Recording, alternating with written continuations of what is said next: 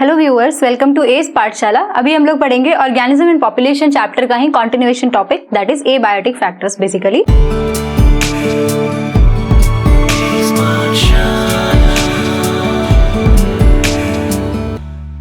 Let's first of all discuss, क्योंकि हम लोगों ने लास्ट क्लास में क्या डिस्कस किया था। लास्ट क्लास में हमने डिस्कस किया था कि कितने टाइप्स के बायोम्स होते हैं, उनको हम कैसे आइडेंटिफाई कर सकते हैं और किस तरह के हमारे पास लेवल ऑफ ऑर्गेनाइजेशंस होते हैं, राइट। तो अभी हम लोग जो डिस्कस करेंगे बेसिकली एबायोटिक फैक्टर्स के बारे में। अब एबायोटिक फैक्टर्स के बारे में हम क्यों डिस्कस करें, सबसे पहला क्वेश्चन यही होना चाहिए। ओके, तो हम लोगों ने एक टर्म पढ़ा है, अगर आपको कुछ आइडिया हो तो उसको हम बोलते हैं हैबिटेट। ठीक है, अब हैबिटेट क्या होता है? बायोम्स जो होते हैं उसमें जो इंटरैक्टिंग एनवायरनमेंट है वो जो कि डिफरेंट होता है, जैसे कि रीजनल हो सकता है, लोकल हो सकता है। जो ये लोकल और रीजनल वेरिएशंस होते हैं एनवायरनमेंट में, वो हैबिटेट बनाते हैं। ठीक है, अब वो जो हैबिटेट हैं वो सिर्फ एक तरह की चीजों से तो अफेक्ट होंगे नहीं। जैसे अब से फॉर एग्जांपल कोई भी ऑर्गेनिज्म यहाँ रह रहा है तो वो सिर्फ एक तरह की चीज से अफेक्ट नहीं होगा, सिर्फ एबायोटिक फैक्टर से अफेक्टेड नहीं होगा, वो बायोटिक फैक्टर से भी अफेक्टेड होगा। तो ये जो हैबिटेट होते हैं ये बेसिकली दो तरह की चीजों के साथ इंटरैक्ट करते हैं, ठीक है, या उससे बने होते हैं बेसिकली। तो कौन कौन से फैक्टर्स होंगे जो इसको अफेक्ट करते हैं? तो ये बायोटिक फैक्टर्स भी हो सकते हैं और ये जो फैक्टर्स हैं वो एबायोटिक भी हो सकते हैं। ठीक है, तो यानी ये हमारा पहला हो गया ए और ये हमारा बी हो गया, यहाँ पे हो गया हमारा एबायोटिक फैक्टर्स। ठीक है, अब मेनली बायोटिक फैक्टर्स में क्या क्या हो सकता है? बायोटिक फैक्टर्स में ऑर्गेनिज्म जो होता है वो एक दूसरे के साथ, लिविंग ऑर्गेनिजम्स कैसे एक दूसरे के साथ इंटरैक्ट करते हैं, हम उसकी बात करते हैं यहाँ पे। तो यहाँ पे आपके पास बायोटिक फैक्टर्स में बेसिकली 3 P's है, 3 P's, और वो 3 P's क्या है? पहला है आपका पैरासाइट, पैथोजेन हो गया एंड प्रीडेटर्स हो गए। ठीक है, पैरासाइट्स, पैथोजेंस एंड प्रीडेटर। इसके अलावा एक और चीज होती है, उसको हम बोलते हैं कंपैटिटर्स। ठीक है, तो parasite, pathogen, predators and competitors, इसके बारे में हम लोग बाद में पढ़ेंगे, क्योंकि ये 3 P's हम लोग इसको इसलिए लिख रहे हैं ताकि आपको याद हो जाए। ठीक है, और ये जो बायोटिक, एबायोटिक, ये जो बायोटिक फैक्टर्स हैं जो कैसे इंटरैक्ट करते हैं आपस में, इसके बारे में हम लोग आगे अडेप्टेशन वाले पार्ट में पढ़ेंगे। ठीक है, क्योंकि वहां पे हम लोगों को ये सारी चीजें डिटेल में पढ़नी है। उसके बाद आता है हमारा बायोटिक फैक्टर। बायोटिक फैक्टर में हमारा फर्स्ट हो सकता है टेम्परेचर, सेकेंड है हमारा light, third is water and fourth is soil. ठीक है, तो ये सारी चीजें जब आपस में इंटरैक्ट करती हैं तो वो क्या बनाती हैं? किसी भी स्पीशीज, किसी भी ऑर्गेनिज्म या किसी भी बायोम का हैबिटेट बनाती है। हैबिटेट मतलब जहां पे ऑर्गेनिज्म रह सकते हैं, सर्वाइव कर सकते हैं, there they adapt, there they reproduce and there they do all their biological functions. ठीक है, तो अभी हम लोग जो इस टॉपिक में या इस पर्टिकुलर वीडियो में डिस्कस करेंगे वो हम डिस्कस करेंगे मेनली एबायोटिक फैक्टर्स के बारे में 1 by 1। So let's discuss our first abiotic factor, that is temperature. Okay, तो let's discuss our first abiotic factor, that is temperature. Temperature is very very important component of abiotic factor में से पहला जो component है। Basically क्यों important है? क्योंकि आपको पता है कि टेम्परेचर जो होता है वो वेरी करता है। हम पिछली ही क्लास में डिस्कस किया था कि टेम्परेचर वेरी करता है। यहाँ इक्वेटर पे क्या होता है, ये इक्वेटर से लेकर के जब हम नॉर्थ पोल और जब हम साउथ पोल की तरफ जाते हैं तो टेम्परेचर जो होता है वो 0 से लेकर के मोर देन 50 डिग्री, यानी temperature varies from 0 degree centigrade to more than 50 degree centigrade. ठीक है, उसके अलावा अगर सब जीरो, मतलब यानी कि सब जीरो, यानी it's not even zero, it's सब जीरो, बिलो जीरो। ठीक है, तो यहाँ पे हम सब जीरो की भी बात कर सकते हैं। तो इससे लेकर 50 degree and up to 100 degree तक भी टेम्परेचर जो है वो वेरी करता है अर्थ पे। कैसे, कहाँ कहाँ? हॉट स्प्रिंजेस सुना है आपने? हॉट स्प्रिंजेस जो होते हैं, मणिकरण में आपने सुना होगा, वहां पे एक हॉट स्प्रिंज प्रेजेंट है, जिसकी वजह से क्या होता है, वहां पे पानी का टेम्परेचर इतना ज्यादा है कि वहां पे राइस को कुक करने के लिए उसी पानी को डायरेक्टली यूज किया जाता है, उसके अंदर डायरेक्टली राइस को कुक किया जाता है ना। तो मणिकरण जो कि हिमाचल में प्रेजेंट है, वहां पे इस टेम्परेचर पे आपको पता है कुछ तरह के बैक्टीरिया भी प्रेजेंट होते हैं। आप लोगों ने उस बैक्टीरिया के बारे में पढ़ा भी है, and that bacteria is Thermus aquaticus. अब बताइए ये बैक्टीरिया आपने कहां पढ़ा है? ये बैक्टीरिया आपने, इसको टैक बोलते हैं, TAQ। आपने इसको पढ़ा है। टैक एंजाइम जो होता है ना, किस में यूज होता है टैक एंजाइम? टैक एंजाइम यूज होता है हमारा पॉलीमरेज चेन रिएक्शन में, याद आया? तो polymerase chain reaction that is also called as PCR। उसमें जो एंजाइम प्रेजेंट होता है that is called as Taq enzyme, जो कहां प्रेजेंट होता है? 100 degree, more than 72 degree centigrade पे प्रेजेंट होता है। तो वो कहां से आइडेंटिफाई किया गया है? उन्हीं हॉट स्प्रिंजेस से, जिसकी मैं बात कर रही हूँ। तो हॉट स्प्रिंजेस ऐसा नहीं है कि सिर्फ इंडिया में ही है, they are present at various places. तो इस तरह के टेम्परेचर वाले आप समझ सकते हैं कि यानी कि जो ऑर्गेनिज्म यहां सर्वाइव करते होंगे, आपको लगता है कि वो वही कंडीशन में यहां पे सर्वाइव करते हैं? No, not at all. Those two conditions are far extreme, है ना, बहुत डिफरेंट है। कुछ जो ऑर्गेनिज्म यहां सर्वाइव करते हैं उनका बॉडी अडेप्टेशन अलग होगा, जो ऑर्गेनिज्म यहां सर्वाइव करते हैं उनका अडेप्टेशन अलग होगा। जो सब जीरो में रहते हैं उनके पास एंटी फ्रीज प्रोटीन्स होते हैं जो उनको फ्रीज होने से बचाते हैं, और यहाँ पे जो होते हैं इनके पास अलग तरह के बायोलॉजिकल अडेप्टेशंस हैं, जिसकी वजह से वो वहां पे भी इस तरह सोचिए एक बैक्टीरिया सर्वाइव करता है। जबकि हम लोग बैक्टीरिया के बारे में क्या बोलते हैं कि बैक्टीरिया को अगर आप हीट करते हो तो वो डीनेचर हो जाते हैं, वो मर जाते हैं। प्रोटीन को अगर आप हाई टेम्परेचर पे हीट करते हो तो वो डीनेचर हो जाते हैं, राइट। तो इनके पास ऐसे कौन से तरह के अडेप्टेशन है जिसकी वजह से सर्वाइव कर रहे हैं? ये सब चीजें हम लोग अगर हमारे सिलेबस में हुई तो हम लोग आगे जरूर डिस्कस करेंगे, राइट। ओके, तो बेस्ड ऑन दीज फैक्ट्स कि ये ऑर्गेनिजम्स जो हैं सब जीरो में भी हो सकते हैं, 50 पे भी हो सकते हैं, 100 पे भी सर्वाइव करते हैं। तो there are 2 types of organisms based on their adaptation, ठीक है। तो उनको बोलते हैं हम यूरीथर्मल एंड स्टीनोथर्मल, ठीक है। अब यूरीथर्मल कौन होंगे? Those who can withstand wide range of temperature, wide range of temperature, ठीक है। यानी कि ऐसे ऑर्गेनिजम्स जो वाइड रेंज ऑफ टेम्परेचर को सर्वाइव कर सकते हैं, ठीक है। तो इनको हम यूरीथर्मल, थर्मल लगाए यानी कि टेम्परेचर की बात कर रहे हैं, ठीक है। स्टीनो मतलब होता है स्टीप। तो ऐसे ऑर्गेनिजम्स जो नैरो रेंज ऑफ टेम्परेचर में सर्वाइव करते हैं, ठीक है, नैरो रेंज ऑफ टेम्परेचर में सर्वाइव करते हैं, ऐसे ऑर्गेनिजम्स को हम बोलते हैं स्टीनोथर्मल, क्योंकि थर्मल का मतलब the term thermal will always represent temperature, ठीक है। तो यहां पे अब देखिए इसका एग्जाम्पल कौन है? ह्यूमंस, हम लोग हैं, बिल्कुल हैं, कैट्स एटसेट्रा, ठीक है। और अगर हम स्टीनोथर्मल ऑर्गेनिजम्स की बात करें तो इनके एग्जाम्पल्स में हम इंसेक्ट्स ले सकते हैं, फ्यू टाइप्स ऑफ बैक्टीरिया ले सकते हैं, क्योंकि हर बैक्टीरिया हर रेंज पे सर्वाइव नहीं करता। जैसे कि Thermus aquaticus might survive eight 100 degree, but it's not mandatory that every bacteria will survive eight 100 degree centigrade, right. तो ये सब जो चीजें हैं, अब आपको एक जनरल नॉलेज के लिए भी बता दें, जैसे आपके एनसीईआरटी में भी लिखा हुआ है कि जो मैंगो ट्री है वो जर्मनी और कनाडा जैसे कंट्रीज में नहीं सर्वाइव कर सकते हैं, वहां पे होते ही नहीं है। क्यों नहीं होते हैं? क्योंकि उनको जो टेम्परेचर की रिक्वायरमेंट होती है वो वहां प्रेजेंट नहीं होती है। तो इस तरीके से आप समझ सकते हैं कि टेम्परेचर कितना बड़ा फैक्टर है।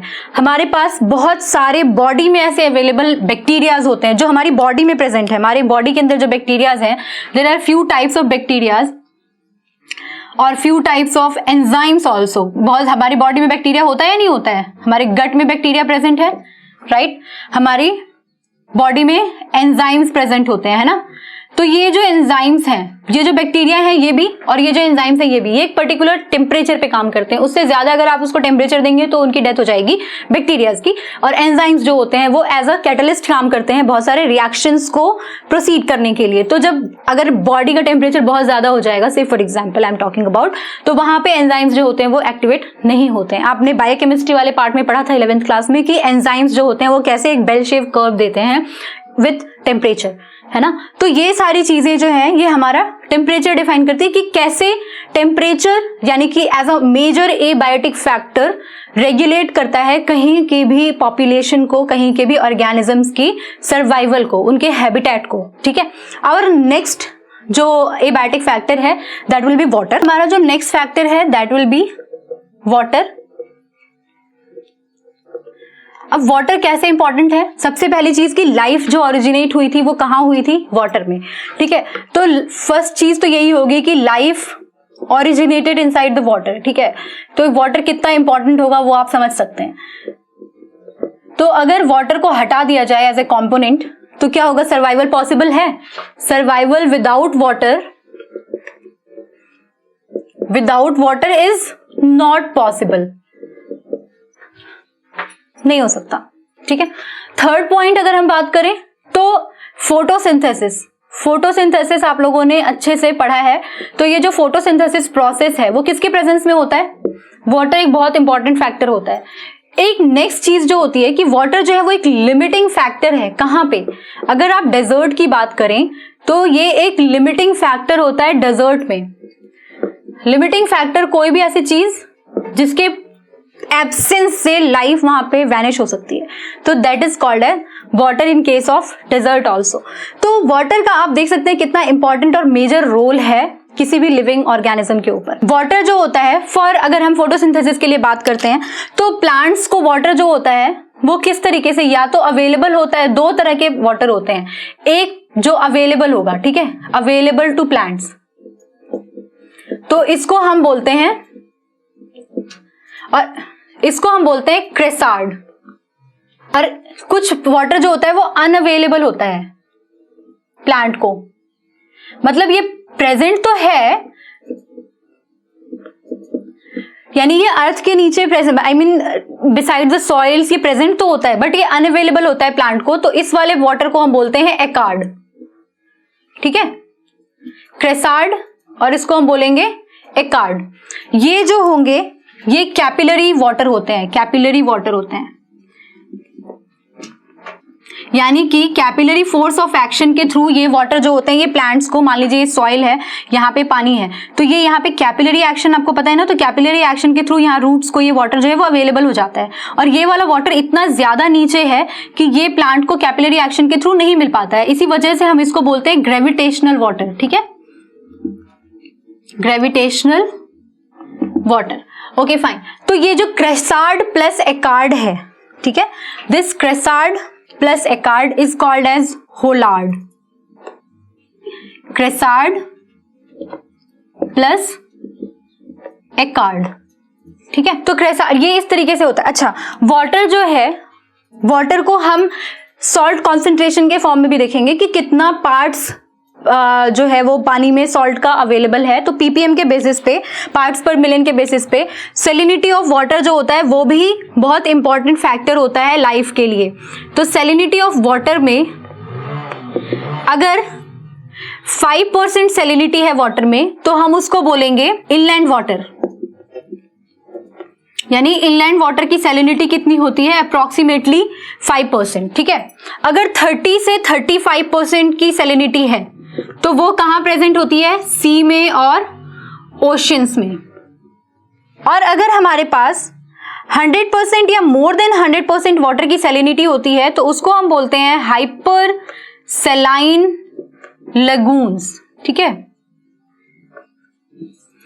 तो ये हमारे पास तीन तरह की salinity, on the based of salinity water हमारे पास तीन तरह के हम लोग देख सकते हैं। जैसे हर जगह की सैलिनिटी का और इनका अलग अलग सिग्निफिकेंस भी होता है, वो हम लोगों को आई थिंक डिस्कस नहीं करना है, that's I am not talking about them, but yes they are very very important. Water को विद स्टैंड करने के लिए, जैसे हम लोगों ने भी पढ़ा कि 5% वाटर हो सकता है, 5% सैलाइन हो सकता है, 30 to 35% हो सकता है, मोर देन 100% हो सकता है। तो इस तरह के वाटर के रेंज को कौन एक्सेप्ट करेगा, लाइक कौन वहां पे सर्वाइव करेगा? On the basis of organisms tolerance, water जो होता है, ऑर्गेनिजम्स जो होते हैं वो या तो यूरी हेलाइन होते हैं या फिर स्टीनो हेलाइन होते हैं, ठीक है। यूरी हेलाइन का क्या मतलब हुआ?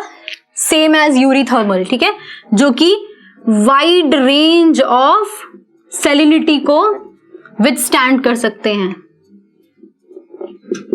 ठीक है। और ये जो ऑर्गेनिजम्स होंगे that is stenohalines, they can withstand narrow range of salinity, ठीक है। Alright, let's talk about their examples. कौन होते होंगे ये? वाइड रेंज ऑफ सैलिनिटी को कौन कर सकते हैं? माइग्रेटरी फिशेस, माइग्रेटरी फिशेस, ठीक है। जैसे कि एग्जाम्पल में अगर हम बात कर लें, सैल्मन्स, ईल्स, ठीक है। और जो नैरो रेंज ऑफ सैलिनिटी होती है वो अब कोई भी फिश जो कि ओशियन वाली फिशेस होती हैं, ओशियन वाली फिशेस हो गई, फ्रेश वाटर फिशेस हो गई। इसका फ्रेश वाटर फिशेस का मतलब ही यही हो गया कि ये सिर्फ और सिर्फ कहाँ रहेंगी? फ्रेश वाटर में, है ना। तो अब ये जो वाइड रेंज ऑफ सैलिनिटी को ये लोग जो फिशेस विथस्टैंड कर सकती हैं, उनको हम बेसिकली दो टाइप की फिशेस में डिवाइड करते हैं। बेसिकली दो टाइप का माइग्रेशन होता है। एक होता है माइग्रेशन एनाड्रोमस, ये बहुत एग्जाम्पल जो है वो बहुत ये टर्म जो है ये बहुत इंपॉर्टेंट है। और दूसरा होता है कैटाड्रोमस, ठीक है। Anadromous and कैटाड्रोमस। एनाड्रोमस का मतलब होता है लाइक एना मीन्स, मैं ऐसे याद करती हूँ कि एना मीन्स आना, that is from sea to water, river, fresh water, ठीक है। तो ये वाली जो फिशेज होती हैं ये सी से रिवर में आती हैं, यानी फ्रेश वाटर में आती हैं, ठीक है। तो इसका एग्जाम्पल होता है सैल्मन्स। कैटाड्रोमस मतलब होता है जाना, तो यानी कि ये रिवर से सी में जाती हैं। इसका एग्जाम्पल होता है ईल्स, ठीक है। तो ये ऑर्गेनिज्म, आपने कभी सोचा है कि ये लोग आना जाना क्यों करते हैं? मतलब why they are moving, like why they are migrating? This is a very important question, I think you should check upon it, क्योंकि ये बहुत अच्छा क्वेश्चन है।